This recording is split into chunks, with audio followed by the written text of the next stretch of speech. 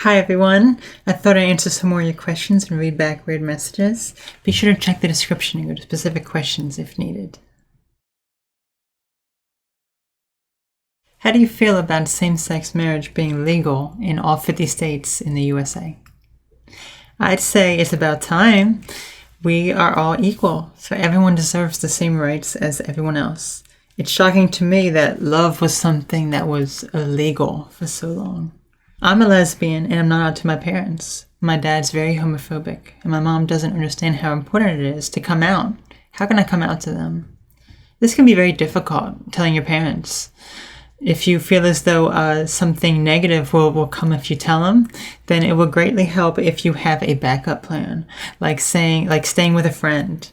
Then understand and be prepared for however they may react, and also realize that you are telling them for you, so you can grow as a person. This is your challenge, and you can rise above it by getting the courage and telling them and explaining things to them, and without arguing with them, since they will have their own views on it and you cannot change it, but you can educate. I hope it goes well.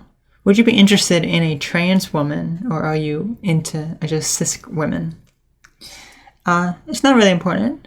While I am mostly attracted to females, I love someone who has been through so much and risen above so many struggles to become a better person. Someone who works hard at becoming the person they want to be and loves themselves. What would you do when you're in love with someone who loves someone else or just doesn't love you back? This can be a tricky one. I've only ever genuinely been in love with someone when I found the love within myself. And even then, I cannot say I know what it's like to love someone and know they are interested in someone else. Rather, I think of the times back when I was a male and would be interested in someone, which I never told them back then, and seeing them with someone else. It was a terrible feeling, since in your mind you envision the two of you being happy together, but it doesn't happen. When I wasn't interested in someone in particular, I would envision in my mind this woman that I knew existed out there for me. It's like I knew her, but I didn't know her at the same time. And I would always think about if she was thinking the same exact thing. And I knew that she was, and I was thinking the same exact thing. I'm getting sidetracked now, but if I love someone who was in love with someone else and they didn't want to love me like that or didn't like me at all, then I would say that there must be someone else. Even if I don't know who that other person is, they must exist and perhaps thinking the same thing right now. Who knows, right? Do you have more friends nowadays? It's about quality over quantity. I've always had great friends in my life that were there for me whenever I needed them. Maybe not all the time, but I still knew we were friends. However, people change. People come and go. I have problems, and so do other people, which ultimately interfered with the friendship. So the people I used to call friends that are unfortunately no longer actively in my life, as in there really is no communication on either ends, were very special to me. I truly valued all the people that were in my life that I considered a close friend. I learned so much from the people I associated with. However, when we went our separate ways, it made me realize that I was neglecting people that I could consider a friend. It's a different level of friendship. It's nothing too close. Like I don't have any close friends in the traditional sense, but I value each and every one of them as I've helped them and they've helped me. And that's all the friendship is to me, even if it fades away. What are more of your ambitions, aspirations for your future? Personally, career, relationships? I have many things I want to do in life. While I will keep some of them a secret, I am currently living one of my goals, to help others, or rather to help myself so I can educate others on how to help themselves and overcome their problems, just as I did. And very soon, I will be embarking on my second of many more to come journey, which will be a spiritual healing through meditations. I'm not going to give too much info just yet, but it will be coming soon enough, which I'm very, very happy about. What is your religion? None. I am not religious. I am a spiritual person. My beliefs cannot be summed up in just a small paragraph or in a video, unless it was like hours and hours long. But put simply, they include manifestation and the law of attraction. I've seen and experienced these two important life-changing things in my life for many years, which is how I learned about them and learned how to incorporate them into my life. My beliefs are that you treat people how you want to be treated, because ultimately what you project is what you will attract. I used to project negativity and I would attract negativity. Now I project much more positive energy and receive that in return. I'm not saying that I do not experience negative situations. I've experienced very negative situations even recently in my life, but I perceive them as being life-changing events that have helped me grow. Would you ever try conlanging? Constructing a language of your very own? If so, what words would you invent and what sounds? I've never created my own language, but I have created words before. I used to make music on a PlayStation game, and I would name the tracks and the artists these very, very strange made-up names like Masadebo or Zegzu Zarbar or Zugalo or I don't know. Do you have any kinds of physical workout regimen? Yes, I enjoy working out. I do mostly upper body strength, as you can see, and soon we will have a exercise room in the house, and I'll get even more. Do you have a good sense of humor? Heck yeah, man! If you could act in a movie, would you be the victim or the serial killer? Oh, the serial killer, hands down. And it's victims, not victim. How have you been able to handle the negative feedback? I used to take it personally, which I don't anymore. I view it as the person providing constructive criticism that I can learn from if it's relevant or dismiss if it's irrelevant. I don't let it affect me since I don't have to resonate with the person's views since they are not my own. How can I be as strong as you? Well, thank you.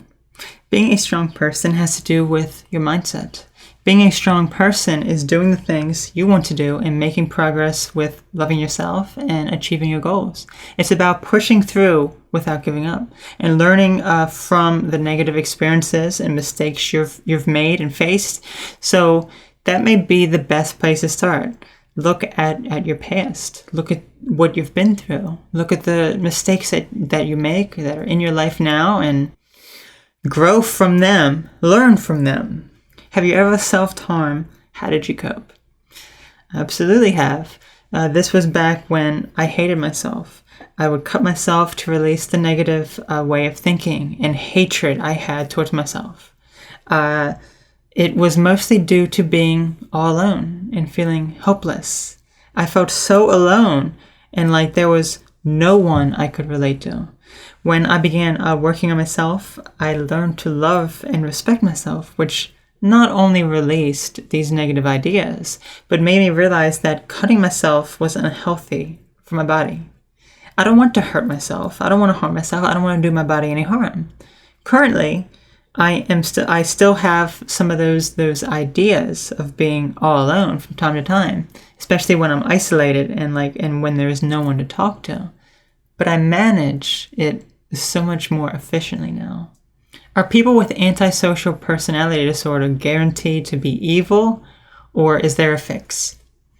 There is no such thing as an evil person. We are all naturally, inherently pure. But one's decision in life, based on experiences and ways of coping and perceiving the world, then change their behavior and go against what their true goals in life actually are. In other words, They have lost touch with who they really are and what they want in life, and are instead fighting against it, which is generally what you can see with these types of behavior, such as antisocial personality disorder, as well as narcissism. Did the abuse that you experienced in your early years have an effect upon your sexual identity? Or similarly, if the abuse was masculine, did the abuse drive you towards femininity? I questioned this as well, and the honest truth is it can certainly play an impact, but the core issues would be different. An example I'll use is with sexual orientation. Perhaps a woman that is gay is being approached by men trying to change her sexual orientation because they think it's that they haven't found the right man yet. The men question things like, what did the abusive man do in your past to make you gay? This is nonsense, in all honesty, and quite offensive. However, what if it were true? Well, this would imply that the abusive man made the gay woman despise men. They may not know why, but they just do. If they recognize the abuse and overcome it, perhaps that hatred of men would lessen, and they find themselves somewhat attracted to them. This can certainly happen since it's about your perception in these circumstances. But this doesn't mean that being gay is a choice or caused by abuse. But this example can happen to some. This is what would happen to me. While I was not so much abused by a male, I was abandoned by my father and was raised by females in my life. Perhaps this is what made me want more female things, so I could dissociate from the male that left me in my life. But it doesn't matter. However, when I transitioned to female, I disliked men so much. It was because I used to be a man, and I despised it. So I wanted to distance myself as far away as possible from it. Yet, when I reasoned with this, I no longer disliked men like that.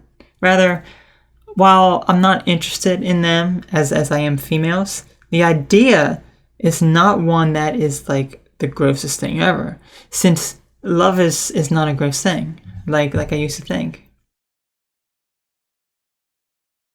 Weird message time. The first is, I like trains. Oh yeah? I like brains. What has seen cannot be unseen. It was a wrong decision to watch this video. I could not swallow vomit faster than it came up. Thank you. Oh, you're welcome. Anytime. Damn, real dogs got advanced over the years. I know, right? I mean, I don't have one of those. Hide. No. Bad snowflake. Go back to Tumblr. Nah, I'm just kidding. You can stay on YouTube. I have a demisexual, polygender, panromantic, necro-religious, homoethical, trans-skinned, sadoaffective, feminist personality named Autism. And he says all this is bullshit.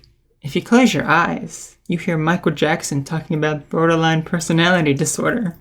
You look like the girl from The Ring and sound like Michael Jackson. Wait, so this is a dude? That's a man. Bye-bye. Damn, her sexual altar is so hot. Wait, it's a she-male. Okay, I'm out. What? You can't be out. You can't be out of all this. You're ugly and creepy. No wonder men run. Oh, no. Men don't run. They just collapse on the floor because they can't handle the gayness. Panda makeup disorder? Pandas have makeup disorders too? A panda and I would get along so well. Your eyebrows are so uneven, it's pissing me off. It looks like Shahi drew her eyebrows with Sharpie. I want to try something.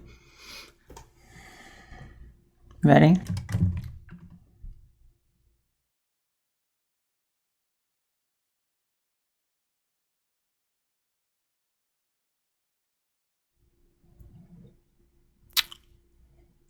look at that.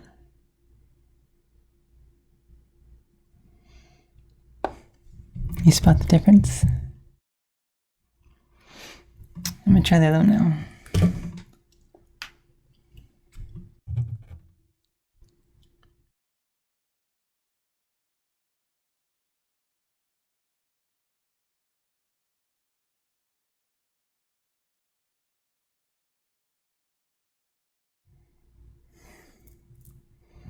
You like Sharpie brows? Finally, it's a thing that happened. Now we're gonna take them off. How I take makeup off now is with some delicious coconut oil, but it's all melted because it's so hot. Got a smaller one too. It's all melted. You know what? Look at the coconut. You know what?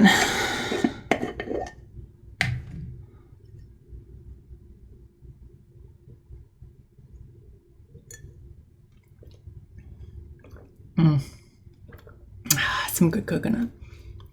Ugh.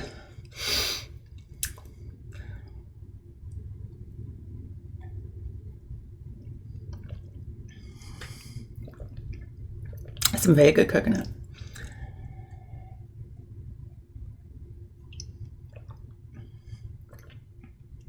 It's almost gone.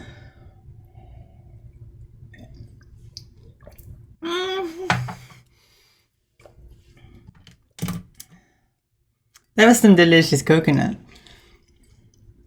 Oh, I was gonna take my makeup off. I forgot. I got this though. Alright, let's see how easily these Sharpie brows come off. Oh gosh, they're gonna be on.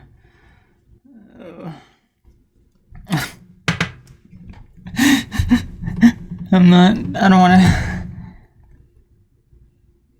Oh my gosh, they're actually coming off well. I was not expecting that.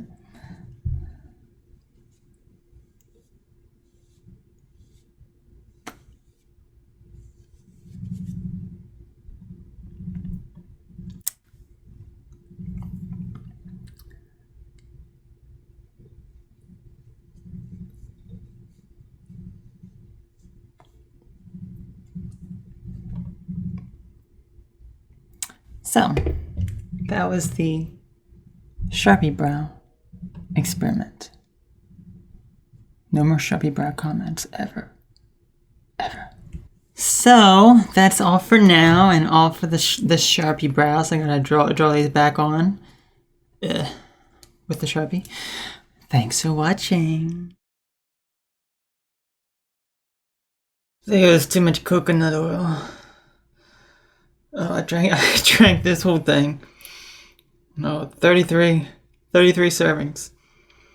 I probably drank like 25 of them. Oh. How many calories? Oh,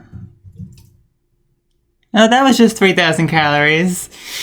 Yeah, that was, how much saturated fat? Yeah, that was only 325 grams of saturated fat, which is 1,625%. Oh gosh.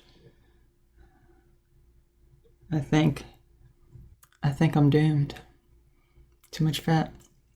Too much fat. Oh my gosh. Never drinking coconut again. I'm joking. I'm gonna use it all the time because I love it.